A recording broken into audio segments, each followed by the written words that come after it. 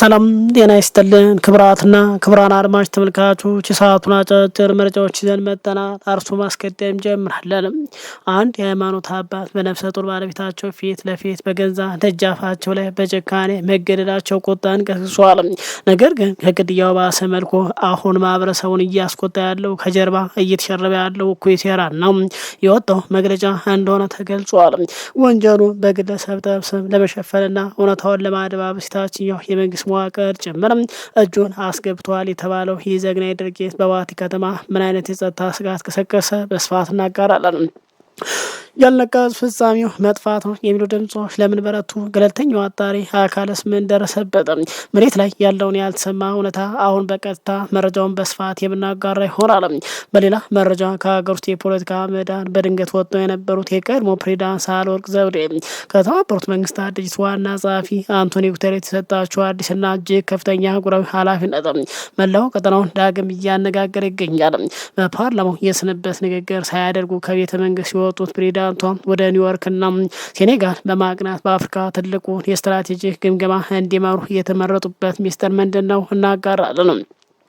ከአህጉራዊ ተልዕኮ ባሻገር በኢትዮጵያ ስላለ የእርስ በርስ ግጭት በዓለም አቀፍ መድረክ ምን ሊያደርጉ ይችላሉ? በስፋት የምናጋራ ይሆናል። በሌላ መረጃ ኤርትራ በአሁኑ ሰዓት ከኢትዮጵያ መከላከያ አንጻር መቆም የሚችል አቅም የላትም። ይህ ዛቻ የተሰማው በኢትዮጵያ ብሔራዊ መከላከያ ኮሌጅ ዓመታዊ ደህንነት ኮንፈረንስ ላይ ነው።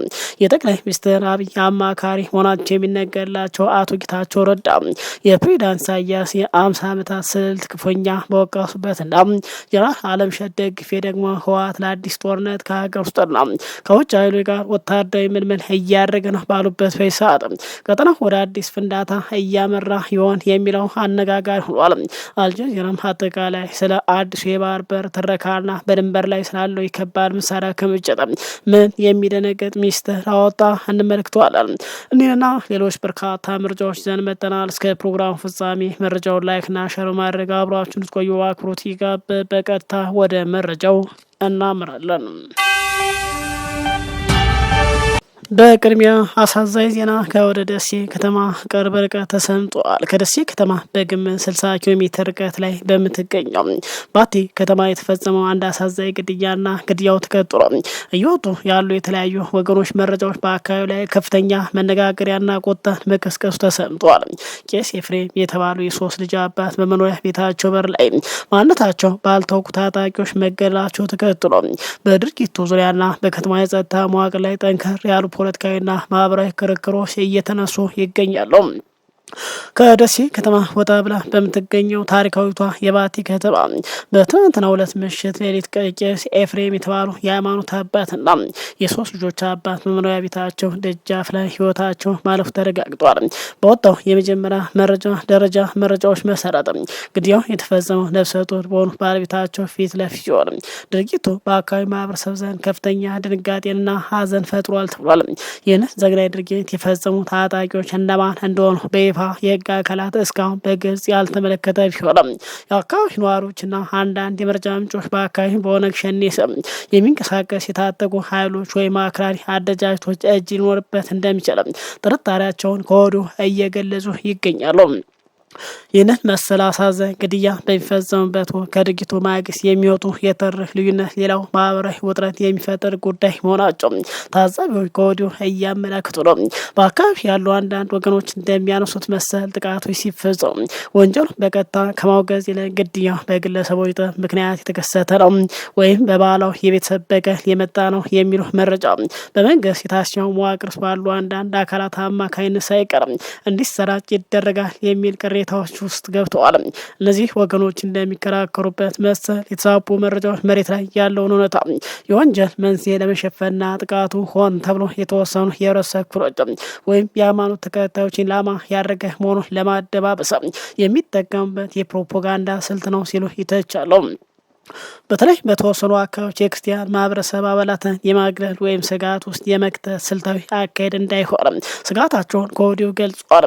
በሌላ በኩል የጸጥታ የፖለቲካ ታዛቢዎች እንደሚሉት በማህበረሰቡ መካከል ያለው ጥርጣሬና ውጥረት ለማስወገድ ወንጀሉ በተፈጸመበት አካባቢ ፈጣንና ገለልተኛ ማጣሪያ ማድረግ እጅግ አስፈላጊ እንደሆነ ገልጿል። መረጃዎች በአካባቢው አስተዳደሩ ወይም በጥቃቱ ተጠቃሚ በሚሆን አጠቃላይ አካላት እንዳይዛቡ ገለልተኛ የሰብአዊ መብት ተሟጋችና የህግ አስከባሪ ጣልቃ በመግባት እውነታውን ይፋ ማውጣት እንዳለባቸው ከወዲሁ እየተገፋበት ይገኛል። እኛም ነፍስ ይማርና በአጠቃላይ ከቅርብ ጊዜ ወዲህ እንዲህ አይነት ጥቃቶች በተለይ በኦሮሚያ አርሲ መሰማታቸው ይታወሳሉ። የቀድሞ የኢትዮጵያ ፕሬዝዳንት ሳህለወርቅ ዘውዴ ከተባበሩት መንግስታት ድርጅት ተመድ ዋና ጸሐፊ አንቶኒዮ ጉተሬስ አዲስና ከፍተኛ አህጉራዊ ኃላፊነት መቀዳጀታቸው ተሰማ። ከስልጣን ዘመናቸው ፍጻሜና ከሀገር ውስጥ የፖለቲካ ምህዳር መውጣታቸው ተከትሎ የተሰማው የዚህ ሹመት ዝርዝር መረጃና ዲፕሎማሲያዊ ፋይዳ በዝርዝር ነው። የቀድሞ የኢትዮጵያ ፕሬዝዳንት ወይዘሮ ሳህለወርቅ ዘውዴ በተመድ ዋና ጸሐፊ አንቶኒዮ ጉተሬስ አዲስና ከፍተኛ ኃላፊነት ተሰጥቷቸዋል ተብሏል። ፕሬዝዳንቷ የተመደቡት በምዕራብ አፍሪካ ሳህል ቢሮ ዩኖዋስ ውስጥ ገለልተኛ ስትራቴጂያዊ ግምገማ እንዲያደርጉ ነው ተብሏል። የዚህ ከፍተኛ ዲፕሎማሲያዊ ተልዕኮ ዋና ተግባር የሚከተሉት ናቸው ተብሏል። ተቋሙ በምዕራብ አፍሪካና ሳህል አካባቢ ለሚከሰት ቀውሶች፣ ግጭቶች በሚሰጠው ዘገምተኛ ምላሽ ሳቢያ የሚነሱበትን ትችቶች መመርመር፣ ሌላው ሁለተኛ በተመድ አሰራር ውስጥ ያሉትን ክፍተቶች ማጥናትና መፍትሄ ማቅረብ ነው ተብሏል። ይህንን ከባድ አህጉራዊ አደራ ለመወጣት የያዝነው የሰኔ ወር እንደተጠናቀቀ በቀጥታ ወደ ስራ እንደሚገቡ የተመድ መረጃዎች አመላክተዋል። ወይዘሮ ሳህለወርቅ ዘውዴ ይህንን አዲስ ስራቸውን በይፋ ከመጀመራቸው በፊት ሰፊ ዲፕሎማሲያዊ ዝግጅቶችን ያደርጋሉ ተብሏል። በመጀመሪያው ምዕራፍ ወደ ኒውዮርክ በማቅናት ከተመድ የጸጥታው ምክር ቤት አባላት ጋር በመቀናጀት በሳህል ቀጠና ስላለው አጠቃላይ ሁኔታ ማብራሪያ ገለጻዎችን ይቀበላሉ ተብሏል። በመቀጠልም የተቋሙ ቀጠናዊ ዋና መስሪያ ቤት ወደሚገኝ የሴኔጋል ዋና ከተማ ዳካር መጓዝም ከከፍተኛ አመራርና ከቀጠናው ባለድርሻ አካላት ጋር ሰፊ ውይይት ያደርጋሉ ተብሏል። ለቀድሞ ፕሬዝዳንት የታላቅ ኃላፊነት ሊሰጣቸው የቻለው በምክንያት ነው ተብሏል። ይህም ቀደም ሲል በዲፕሎማሲ ዓለም ያካበቱት የላቀ እውቀትና ሰፊ ግንዛቤ እንደሆነም ተገልጿል። ወይዘሮ ሳህለወርቅ ዘውዴ ወደ ኢትዮጵያ ፕሬዝዳንትነት ከመምጣታቸው በፊት በምዕራብ አፍሪካ በተለይ በሴኔጋል፣ በማሊ፣ በጊኒና በኬፕ ቨርዴ የኢትዮጵያ ባለሙስልጣን አምባሳደር ሆነው ረጅም ዓመታት አገልግለዋል ተብሏል። ይህም ለአካባቢ ውስብስብ የፖለቲካ የጸጥታ ቀውስ በጥልቀት መፍትሄ ለማምጣት ትልቅ አቅም እንደሚሆናቸው ታምኗል። በሌላ በኩል የቀድሞ ፕሬዝዳንት በሀገር ውስጥ በነበራቸው የስልጣን ዘመን ማጠናቀቂያ አካባቢ በሀገር ውስጥ ባለው ሰላምና ጸጥታ መናገሪያ አጠቃላይ መናገር ዙሪያ የነበራ የሰላ ትችትና ከመንግስት ጋር የነበራቸው መቃቃር ይታወሳል።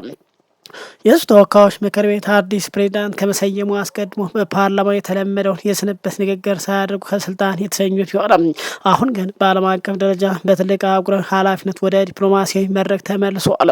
ሳህለወርቅ በዚህ ቦታ ላይ በዋናነት በምዕራብ አፍሪካ ባለው ግጭት ቢያተኮሩም በምስራቅ አፍሪካ በተለይ በኢትዮጵያ ያለውን የእርስ በርስ ግጭት ይቆም ዘንድ ዓለም መንግስት ላይ ጫና ያደርግ ዘንድ ሊሰሩ እንደሚችሉ መረጃዎች ወጥቷል።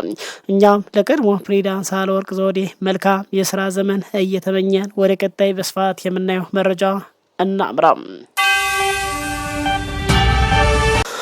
በኢትዮጵያ ብሔራዊ መከላከያ ኮሌጅ ዓመታዊ የደህንነት ኮንፈረንስ ላይ በኢትዮጵያና በኤርትራ ግንኙነት እንዲሁም በፕሬዝዳንት ኢሳያስ አፈወርቂ የፖለቲካ አካሄድ ዙሪያ የቀረበው የሰላ ትችትና መግለጫ እናስቀድማለን።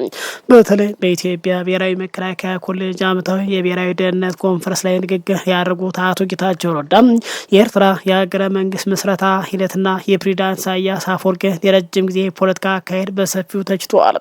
በተለይ ጌታቸው ረዳና ጄኔራሎች ስለ ስለ ኤርትራና በአጠቃላይ ስለ ህዝቧና ስለ ሀገሯ ከፍተኛ ትችት በሰነዘሩበት ሰዓት ፕሬዝዳንት ኢሳያስ አፈወርቂ እናታቸው በ97 ዓመታቸው ህይወታቸው አርፈው በሀዘን ውስጥ ባለው ሰዓት መሆኑ በርካቶችን እያነጋገረ ቀጥሏል። አቶ ጌታቸው በንግግራቸው የኤርትራ የሀገረ መንግስት ምስረታ ሂደት ታሪካዊ መነሻው ኢትዮጵያን ከማዳከም ስሌት ጋር የተያያዘ መሆኑን ገልጸዋል። እንደ አማካሪው ገለጻ ጤነኛ ግንኙነት አለ በተባለበት ወቅት ሳይቀርም የኤርትራ ህልውና የማረጋገጥ ስራ ከኢትዮጵያ መዳከም ጋር ተያይዞ የሚታይበት ሁኔታ እንደነበር ሲናገሩ ተደምጧል።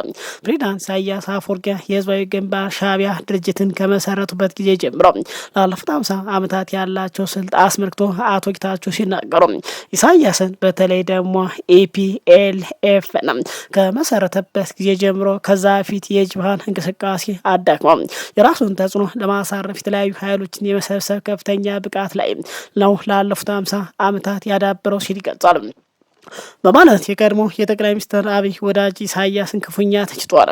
አቶ ጌታቸው ረዳ አክለው በ2018 ዓ.ም ጠቅላይ ሚኒስትር አብይ አህመድ እንደ ጎርጎሮሳውያን አቆጣጠር ማለት ነው ጠቅላይ ሚኒስትር አብይ አህመድ ወደ ስልጣን ከመጡ በኋላ በኢትዮጵያና በኤርትራ መካከል የሰላም ስምምነት ቢፈረም አስመራ ከተለያዩ አካባቢዎች የሚመጡ ጸረ ኢትዮጵያ ኃይሎችን የማስቀመጥ አካሄዷን አላቆመችም ሲሉ ወቅሰዋል። እነዚህ የታጠቁ ኃይሎች ፕሬዝዳንት ኢሳያስ በአንድ ወቅት እንደሚጠቅሙ ስለሚያም ተጨማሪ ሰዎች ከመፈልፈል ባለፈ ከኢትዮጵያ ጋር ሰላም ፈጥር ያለሁ በሚል በሩን የሚዘጋበት ሁኔታ የለም በማለት አቶ ጌታቸው ረዳ ሲናገሩ ተደምጠዋል። በአሁኑ ወቅት የሱዳን የደቡብ ሱዳንና በአንድ ወቅት የስሪላንካን ኃይሎች ሳይቀሩ በአስመራ ተቀምጠው ይንቀሳቀሱ እንደነበር ሚኒስትሩ በንግግራቸው ሲጠቅሱ ተደምጠዋል። አቶ ጌታቸው ረዳ በሻዕቢያና በህወሓት መካከል በነበረው የረጅም ጊዜ ግንኙነት ዙሪያ ማብራሪያ ሲሰጡ ተደምጠዋል። ግንኙነቱ በምዕራባውያን አጠራር ፌር ዌዘር ፍሬንድሺፕ ወይም በጥሩ ጊዜ ብቻ የሚደምቅ በመጥፎ ጊዜ ብቻ ግን በጣም አደጋ ላይ የሚወድቅ በማለት ገልጸውታል። እንደ ጌታቸው ረዳ ገለጻ ጠቅላይ ሚኒስትር የትግራይ ኃይሎች ጋር በገጠሙበት ወቅት ይሱ ወንድሜ በማለት በጋራ ኮማንድ ፖስት ከፍተው በጋራ ተዋግተው ጠቅላው ከህወሓት ኃይሎች መዳኑን ሲያረጋግጡ ኢሳያስን እንደተውት ሁሉ አሁንም በሻዕቢያ መንግስትና በህወሓት መካከል ልክ ከአብይና ከኢሳያስ መካከል እንደነበረው ግንኙነት መሆኑን ጠቁሟል። ጌታቸው ረዳ አያይዞ በሰጠው መረጃ በሻዕቢያና በህወሓት መካከል ያለው ግንኙነት የኮረንኮንች አይነት ግንኙነት ሲሉ ተደምጧል። የጋራ ዓላማ አለ ባሉ ተባብረው ይሰራሉ። አንዱ የሌላኛውን ዓላማ ሊገፋ በሚሞክርበት ሰዓት ደግሞ ወደ ጥል ያመራሉ ሲሉ ተደምጧል። ይህ መርህና ፖሊሲ ላይ የተመሰረተ ግንኙነት አልነበረ በማለት ሲተቹም ተደምጧል። የህዝብ ግንባር የሻዕቢያ ድጋፍ በህወሓት ምስረታ ላይ የነበረ ቢሆንም በሂደት ግን ሻዕቢያ ህወሓትን ሙሉ በሙሉ ለመቆጣጠር የነበረው ፍላጎትና ህወሓት ዳግም ከዚህ ቁጥጥር ለመውጣት የነበረው ዝንባሌ ግንኙነቱን ውጥረት ውስጥ እንደከተተው ሲናገሩም ተደምጧል።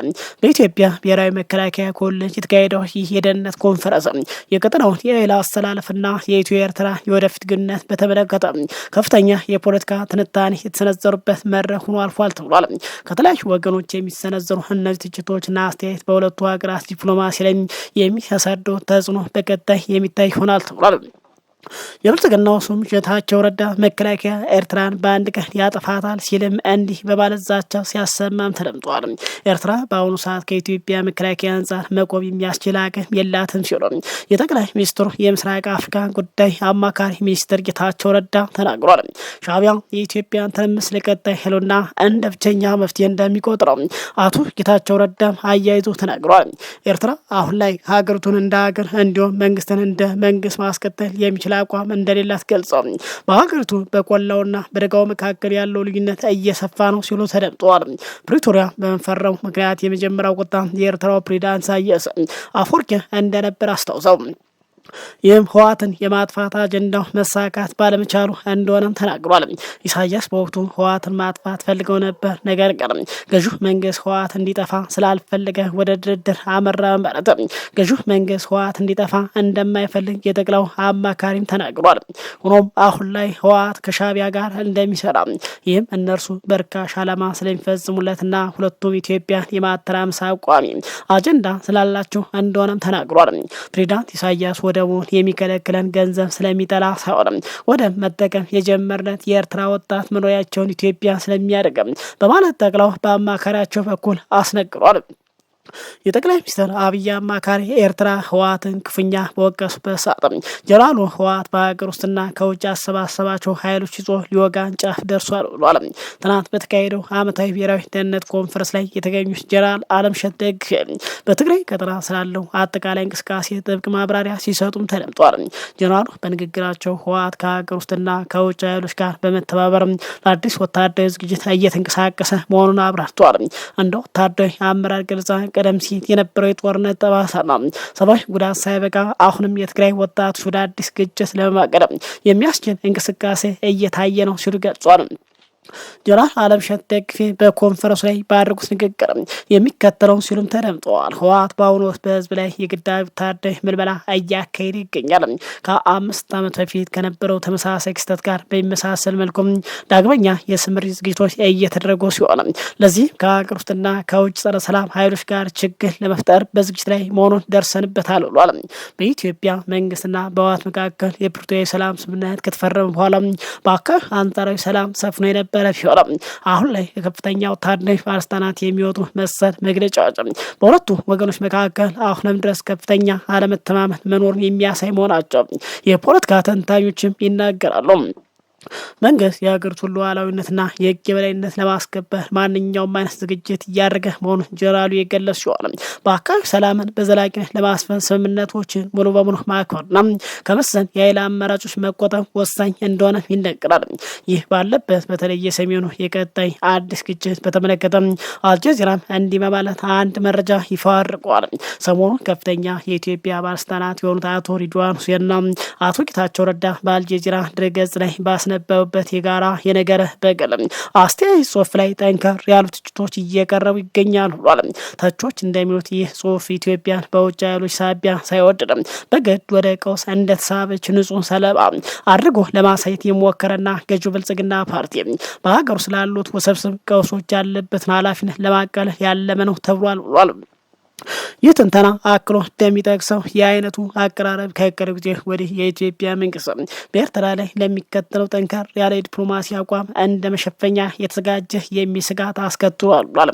የወቅቱ የሀገር ውስጥ ውጥረቶች ከውጭ ተጽዕኖ ወይም ካልተፈቶ ያለፉ ቅሬታዎች ጋር ብቻ እያይዞ ማቅረብ እውነተኛው የቀጠናውን አለመረጋጋት መንስኤ የሚሸፍን ነው ሲሉ ተቾች ይከራከራሉ ብሏል። አልጀዚራ ባወጣው መረጃው አክሎ እንደሚያስረዳው ከጥቅምት 24 ቀን 2013 ዓመተ ምህረት ጀምሮ እስከ ጥቅምት 23 ቀን 2015 ዓመተ ምህረት የፕሪቶሪያ ስምምነት እስከተፈረመበት ጊዜ ድረስ በሰሜን ኢትዮጵያ ለሁለት ዓመታት የዘለቀው አጥፊ ጦርነት ከውጭ በሚመጡ ቀጠናዊ ጣልቃ ገብነቶች የተነሳ ሲሆን በሀገር ውስጥ ለረጅም ጊዜ በቆዩ የማህበረሰብ ክፍሎችና በፖለቲካ መካሮች ሳቢያ የመጣ ነው ሲል ይገልጻል።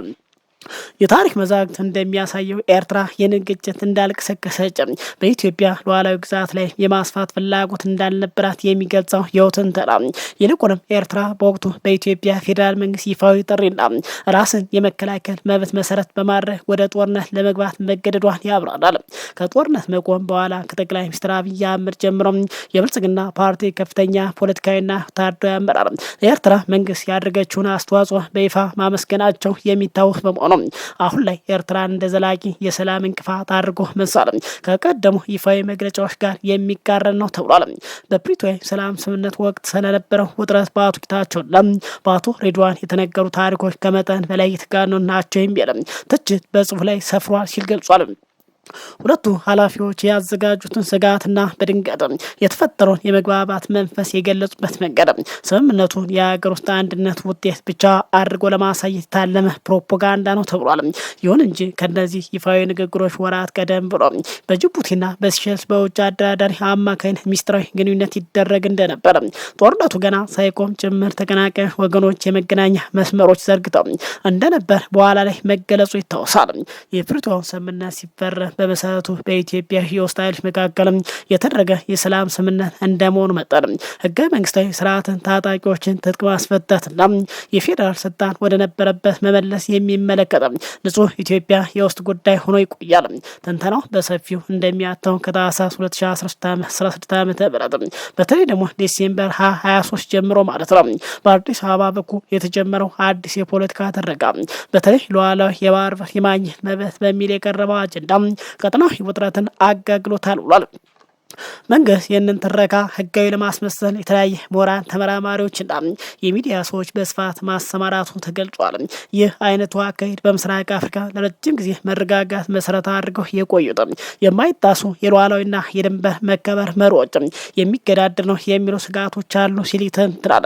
ይህ ጠንካራ የአደባባይ ንግግር በንግግሮች ብቻ ሳይወሰን በድንበር አካባቢ ላይ ከፍተኛ ወታደራዊ ኃይል ከባድ መሳሪያ እንዲከማቹ ማድረጉ ክስተቱ ይበልጥ ወደ ወታደራዊ ፍጥጫ የወሰደው ነው ተብሏል።